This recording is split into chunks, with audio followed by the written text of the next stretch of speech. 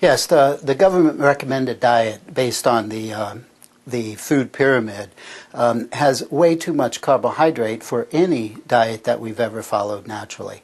I'm not sure all the processes that went into the development of that, but one thing is certain, there's no natural existing diet that mimic that. There's no native society that we've ever encountered that followed that kind of a diet. Late 70s, early 80s, the eat less fat message really started being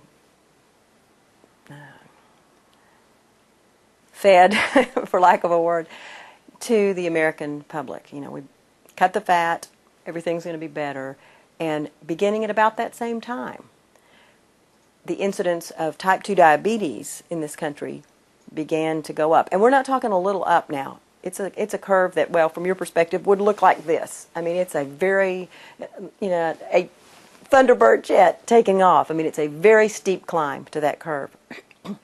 And the kind of dangerous aspect to that is that it's not just, we used to call that adult onset diabetes. We don't call it adult onset diabetes anymore because we see it in 8 and 10-year-olds now that are developing type 2 diabetes in the 2nd, 3rd, 4th grade, who are obese, who are diabetic, who are young. And the adult population is, the numbers are just astronomical for the number of diabetics and pre-diabetics now versus 1980.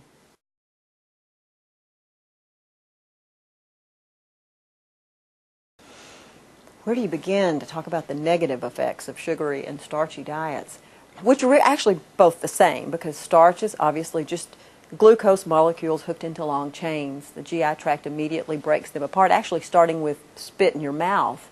You can do a little easy experiment. Take a cracker, put a little piece of it in your mouth, and just hold it and let your saliva work on it for a minute, and very quickly it starts to taste sweet, because starting at this very first end of your GI tract, you're changing starch into sugar. So a starchy and a sugary diet is kind of the same thing.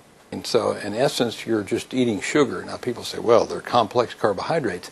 And that's true in the sense that they're hooked up as starch. But all starch is a chain of glucose molecules hooked together. And as soon as it hits the GI tract breaks it down into glucose, into basically blood sugar. And that's the GI tract's job, and it does it really well. When it gets a hold of that stuff, it breaks it down, and that's why blood sugar rises really quickly with bread and with potatoes and with rice and with all these starchy foods. And despite the fact that people say they're complex carbohydrates, they really run the blood sugar up almost as quickly as regular sugar. You know, skim milk with a fat-free bagel and some jelly for breakfast, and a banana. Let's throw that banana in.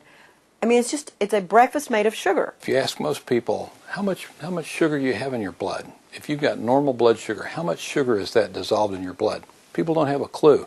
You know, I'll get answers like a cup or 2 cups. The amount of blood sugar in your blood, if you have a normal blood sugar, is a little bit less than 1 teaspoon. 1 teaspoon of sugar dissolved in your entire blood volume gives you a normal blood sugar.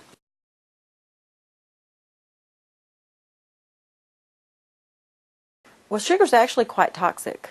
Glucose is the toxic molecule to the glomerular cells in the kidney, the filtering apparatus in the kidney, and it's toxic to a lot of cells in the body. Another thing that drives heart disease or drives endothelial dysfunction, which ends up leading to heart disease in a lot of people, is elevated blood sugar. That's why diabetics have a much, much higher rate of heart disease than non-diabetics, because they've got higher blood sugar levels. And blood sugar is absolutely toxic to the endothelium. Now, it's not toxic in normal doses, but it's toxic when you get out of those normal doses. And interestingly, some very good research work has been done looking at blood sugar even within what's perceived as the normal range, and people at the higher end of the normal range have more heart disease than people at the lower end of the normal range when you control for everything else. So blood sugar is a real driving force for the development, first of endothelial dysfunction and then heart disease. The human body was not designed to have its insulin elevated all the time. It was a hormone of emergency as far as blood sugar is concerned. And we're using it to control our blood sugar minute by minute. The control of minute by minute blood sugar should be under the control basically of the liver and of glucagon, insulin's counter-regulatory hormone. We should be having to elevate our blood sugar a little bit during the day by making new blood sugar out of protein. We absolutely should not be having to knock it down after every meal with a big bolus of insulin. The body wants the blood sugar kept in a very narrow range. Insulin has many jobs, but the most critical in terms of sustaining life is to keep the blood sugar in a really narrow range. If the blood sugar goes up, I mean, we're not going to pitch over on our faces, but if it goes too high, we certainly can. We can develop all kinds of problems quickly, including death. I mean, in the matter of a couple of days, if blood sugar just goes skyrocketing. So insulin, to keep us alive, focuses on the blood sugar really more than anything else, and everything else is secondary. And so what if it's putting fat in the fat cells? It doesn't care if it's keeping blood sugar down. Humans throughout their history ate foods that were not big blood sugar makers. You know, on a diet that's mostly animal protein and fat and fairly carb poor, and with a fair amount of fiber from the kinds of vegetables that they would have had to eat, the roots and shoots and the nuts and the berries. That's a diet that's designed to keep blood sugar pretty level. In fact, you might have to make some blood sugar.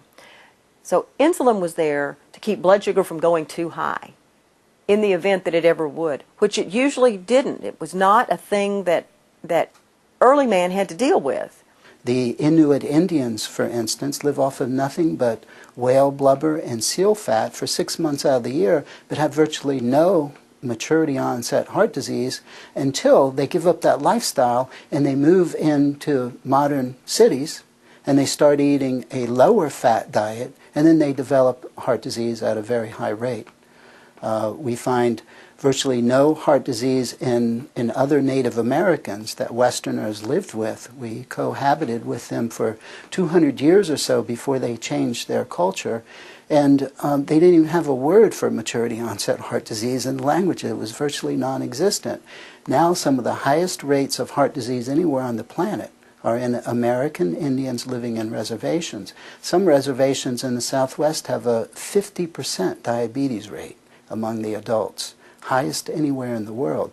I think that's because they made their change from hunter-gatherer diet towards the lower fat, higher carbohydrate intake of the modern West all of a sudden in a single generation.